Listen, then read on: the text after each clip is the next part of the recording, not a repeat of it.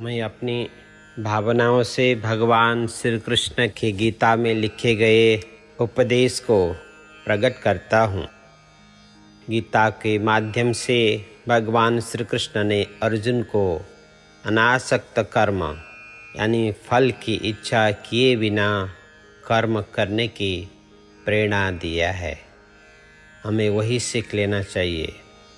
कैसे सीखना चाहिए, इनका प्रमाण उन्होंने अपने निजी जीवन में भी प्रस्तुत किया। मथुरा विजय के बाद भी उन्होंने वहाँ कभी शासन नहीं किया है। हे सज्जनों, जीवन में रहते हुए कला से प्रेम करो। संगीत व कलाओं का हमारे जीवन में विशिष्ट स्थान है। भगवान ने मोर पंख व बांसुरी धारण करके कला, संस्कृति व पर्यावरण के प्रति अनेक लगाव को दर्शन दिया है। इसीलिए कला से हमें ज़रूर प्रेम करने चाहिए। इनके जरिए उन्होंने संदेश दिया भगवान श्री कृष्ण ने कि वह संदेश में ऐसा कहा गया है कि आप सदैव किसी से ओत-प्रोत ना होएं। आपको मन में और तन में ऐसा हो कि भगवान का याद आए और अपने किए हुए का पछतावा करना ना पड़े। और दूसरी बात भगवान बताते हैं कि संसार में रहते हुए जो निर्बल है उनका साथ दो। कमज़ोर व निर्बल का सहारा बनो। निर्धन बाल सखा सुदामा हो या षड्यंत्र का शिकार पांडव, श्री कृष्ण ने सदा निर्बलों का साथ दिया है। उन्हें मुसीबत से पार उतारा है। तुम भी हो सकता है कि कोई दुख में हो, उनका मुसीबत हो, उनको पार उतारने का हमारा कर्तव्य है। अन्याय का प्रतिकार करो। जीवन में अन्याय का सदा विरोध होना चाहिए। श्री कृष्ण की शांति प्रतिक्रिया कायर की नहीं बल्कि एक वीर की थी। उन्होंने अन्याय कभी स्वीकार नहीं किया। शांति प्रिय होने के बावजूद शत्रु अगर गलत है तो उसे समन में पीछे नहीं हटे, उनके साथ लड़ते रहो। आपको बहुत बहुत आशीर्वाद। आगे बढ़ता हूँ। मातृशक्ति के प्रति आदर भाव रखें। महिलाओं के प्रति सम्मान, उन्हें साथ लेकर चलने का भाव हो। भगवान श्री कृष्ण की रासलीला दरअसल मातृशक्ति को अन्याय के प्रति जागृत करने का प्रयास था और इसमें राधा उसकी संदेह वाहक बनी। ऐसे भगवान कृष्ण को नमस्कार है। अपने अहंकार को छोड़ो सज्जनों। व्यक्तिगत जीवन में हमेशा सहज व सरल बनो, उसी में हमारी शांति है। जिस तरह शक्ति संपन्न होने पर भी श्री कृष्ण ने युधिष्ठिर का दूत बनने में संकोच हुआ और नहीं अर्जुन का सारथी बनने में। एक बार तो दुर्योधन के 56 भोजन को छोड़कर विदुर रानी के घर में उन्होंने सदा भोजन करना पसंद किया।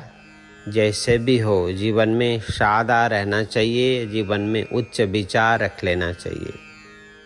जीवन में उदारता रखो, वही हमें काम आती है। उदारता व्यक्तित्व को संपूर्ण बनाती है। श्री कृष्ण ने जहाँ तक हो सका मित्रता, सहयोग, सामंजस्य आदि के बल पर ही परिस्थितियों को सुधारने का प्रयास किया। लेकिन जहाँ ज़रूरत पड़ी वहाँ सुदर्शन चक्र उठाने भी उन्होंने संकोच नहीं किया। नहीं अपने निर्धन सखा सुदामा का अंत तक साथ दिया और उनके चरण तक धोए, पखारे और उनको पान तक किया। इसीलिए हमें ऐसा सोचना चाहिए कि अपने जीवन में हिंदू धर्म को अपनाते हुए अपने जीवन में सुख और शांति खुद भी रखें और दूसरों को भी दें। भगवान श्री कृष्ण श्री गीता में कहते हैं, मानव जीवन जीने का जो सार क्या है वह बताते हैं।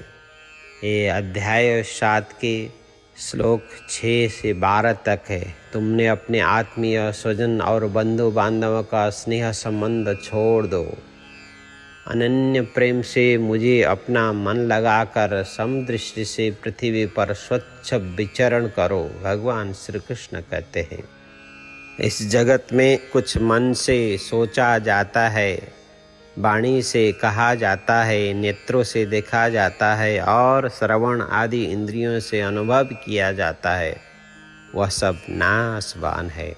स्वप्न की तरह मन का विलास है, इसीलिए माया मात्र है। क्या है? मिथ्या है, ऐसा जान लेना चाहिए। माया झूठा है, ऐसे जान लेना चाहिए। माया से तुम्हारा कुछ काम नहीं है, ऐसा जान लेना चाहिए। फिर भी तुमको लोभ लगता है। जिस पुरुष का मन अशांत है, असंयम है, उसी को पागलों की तरह अनेकों वस्तुएं मालूम पड़ती है। वास्तव में यह चित्त का भ्रम है। यहाँ कोई कुछ असली चीज़ तो है ही नहीं। नानात्व का भ्रम हो जाने पर ही यह गुण है और यह दोष है। इस प्रकार की कल्पना की जाती है। जिसकी बुद्धि में गुण और दोष का भेद बैठ गया हो, वह व्यक्ति दृढ़ हो जाता है। इसीलिए हमें वही कर्म करना चाहिए जो अकर्म ना हो, कर्म हो, जिससे आप खुश रह सकें। जो पुरुष गुण और दोष बुद्धि से अतीत हो जाता है, वह बालक के समान निषिद्ध कर्मों को निवृत्त होता है, परंतु दोष बुद्धि से नहीं। वह विहित कर्मों का अनुष्ठान भी करता है, परंतु गुण बुद्धि से नहीं होता है। आपको एक चीज़ बताता हूँ, स्मृतियों में ऐसा कहा गया है। क्या कहा गया है? ज्ञान है, लेकिन उस ज्ञान को समझ लेना चाहिए, यथार्थ समझ लेना चाहिए, उसका साक्षात्कार कर लेना चाहिए। वह कैसा साक्षात्कार होता है? वह गुरु की कृपा से होता है। इसलिए उस गुरु को नमस्कार कर लेना चाहिए।